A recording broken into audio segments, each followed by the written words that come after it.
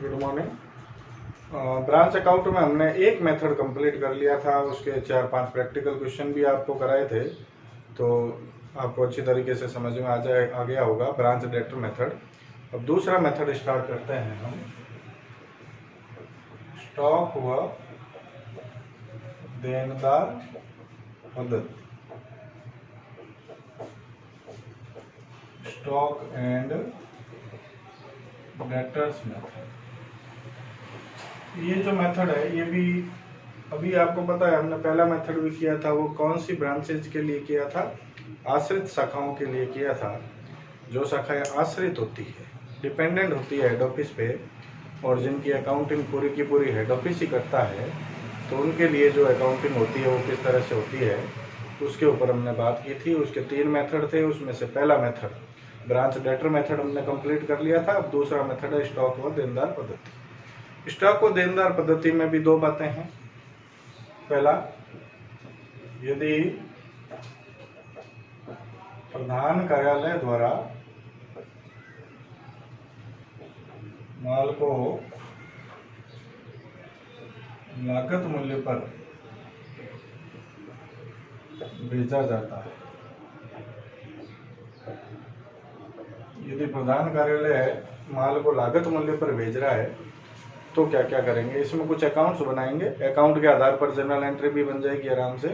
तो कौन कौन से अकाउंट बनते हैं वो उसके बारे में डिटेल बात करते हैं हम। देखो, एक बनता है branch stock account,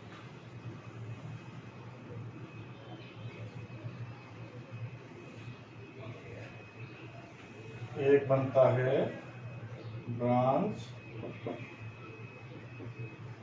debtors account,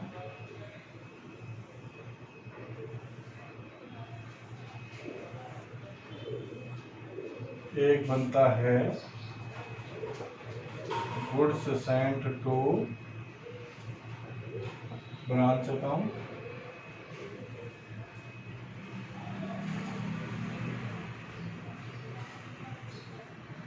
एक बनता है branch expense account,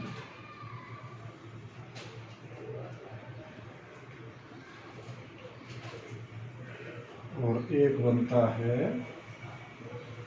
branch P&L account.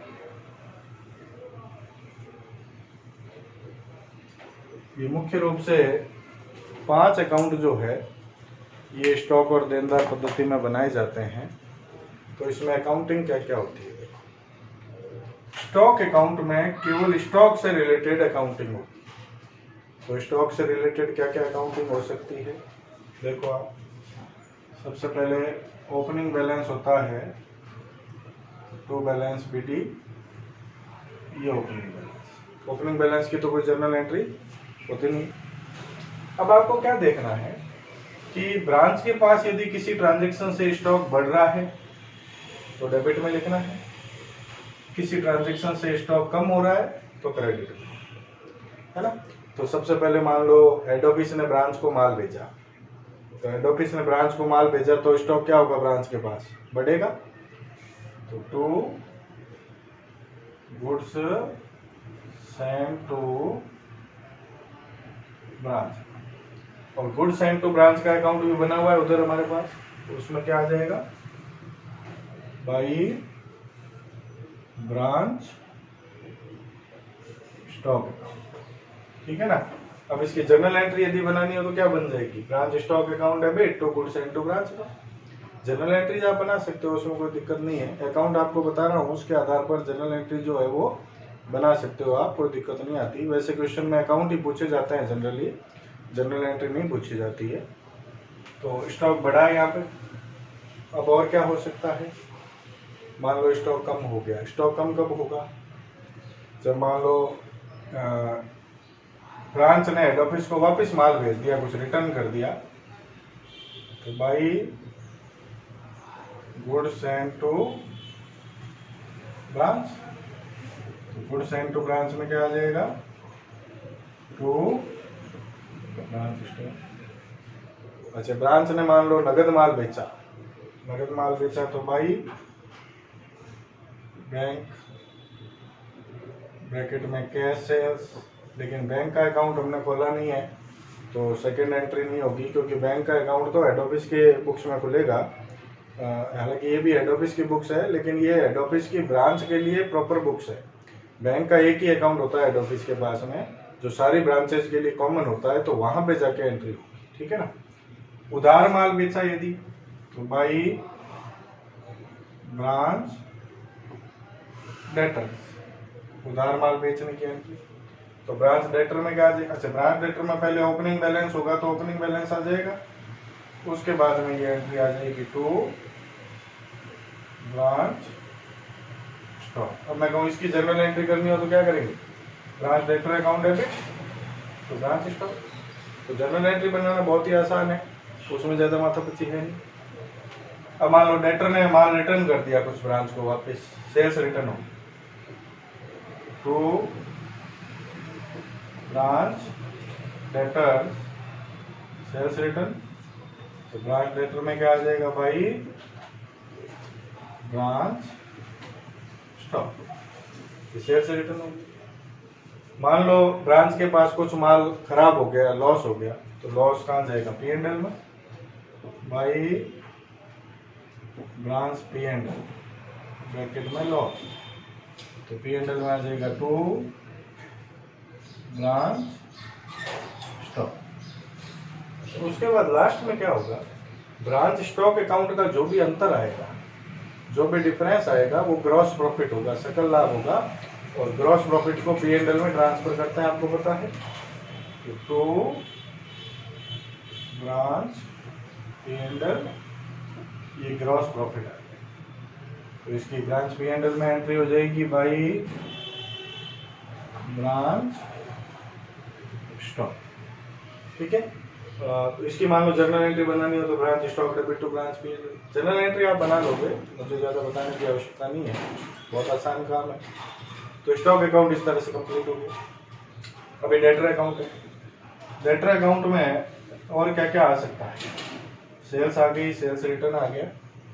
मान लो डेटर पे कोई पैसा डूब गया तो बैड डेब्ट्स हुआ, बैड डेब्ट्स एक्सपेंसेस की कैटेगरी में आएगा ना, बाई ब्रांच एक्सपेंस।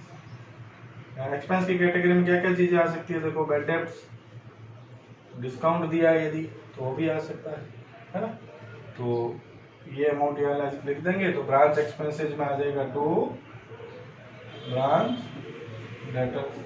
अब इसकी जनरल एंट्री क्या होगी? ब्रांच एक्सपेंसेस अकाउंट डेबिट तो आ जाएगा, और डेटर अकाउंट का जो अंतर आएगा वो आ जाएगा बाई बैलेंस सीधी क्लोजिंग बैलेंस आ जाएगा। ठीक है। Goods and to branch account है, उसको क्लोज किया जाएगा ट्रेडिंग अकाउंट से।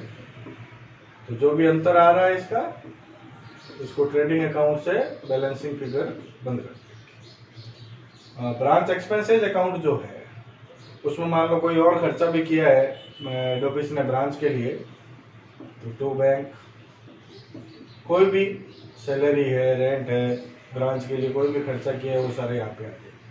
और ब्रांच एक्सपेंसेस का जो अंतर होगा वो फाइनली P&L अकाउंट में ट्रांसफर हो जाएगा बाई ब्रांच P&L अकाउंट से ट्रांसफर हो जाएगा। तो ब्रांच P&L के डेबिट में आ जाएगा तो ब्रांच एक्सपेंस। तो अब ये बाकी सारे अकाउंट तो क्लोज हो गए, एक P&L अकाउंट केवल ओपन है, तो P&L अकाउंट को भी बंद कर देंगे हम।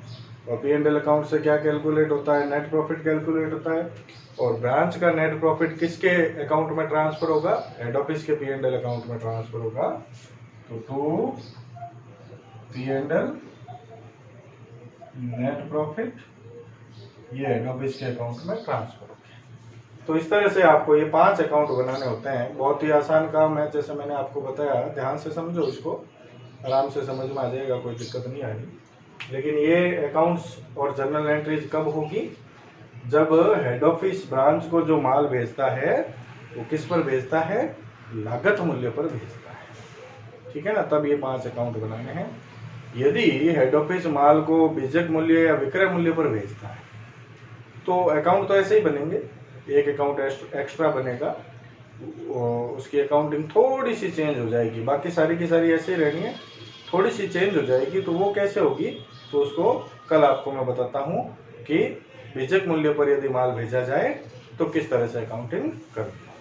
ठीक है, अभी आज इसको आप आराम से समझो, देखो, उसके बाद कल नेक्स्ट वीडियो में आपको बताता हूँ। Thank you.